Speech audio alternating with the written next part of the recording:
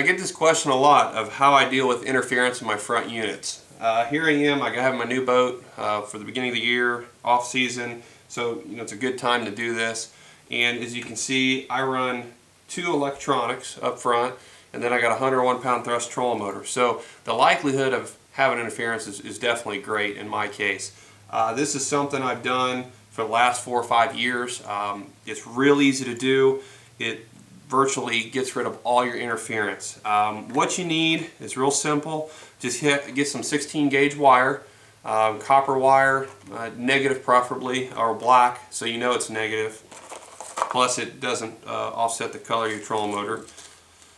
I use also some blue female disconnects, and you just want to match that with what the hub is once you take your dash off.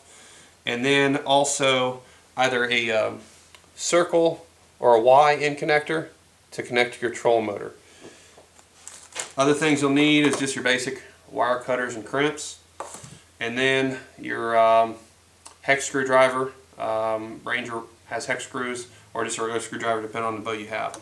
I highly suggest not to use a power drill, just so you don't strip the screws there or mess up your dash. Sometimes you'll slip and put a scratch in it, and then you'll regret it later. So this takes a little longer, but make sure you keep everything looking nice and neat. So I'll show you here what I've done.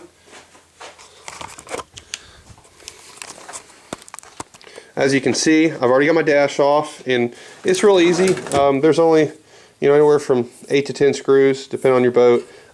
Take them out, and suggest laying them plenty distance enough so it doesn't get in your way or fall in this hole here once you open this up. But as you can see, and like I said, at this point, make sure, I encourage you to make sure you turn off your breaker and unplug your charger at this point if you haven't already, just so you have no current in case you plug in the wrong place.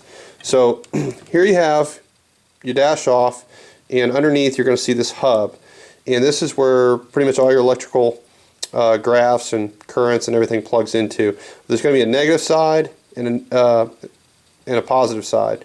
This is a positive, this is the negative. So just locate that, make sure for certain you're dealing with the right side there, and just kind of like I said, mine's I'll need a female end just to connect to the flat connector. But so here's what I did, is I just connected to one end of the wire, and this stock wire, and I run it up my trolling motor, as you can see, and just run it right on down with my transducer cables, and you can see it connected right here. And it's not connected to anything special, it's just somewhere stable to where when your trolling motor's in the water it will be grounded.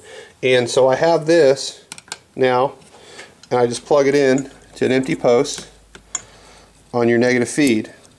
And so what will happen is now, instead of just the negative feed being the negative side of your trolling motor or your starting battery that your graphs run off of, it's now actually grounded directly into the water. A lot of times these fiberglass boats aren't really great conductors for electricity, so to have a ground like this will literally virtually eliminate everything. So that way here on my 788 and 998, it's no interference.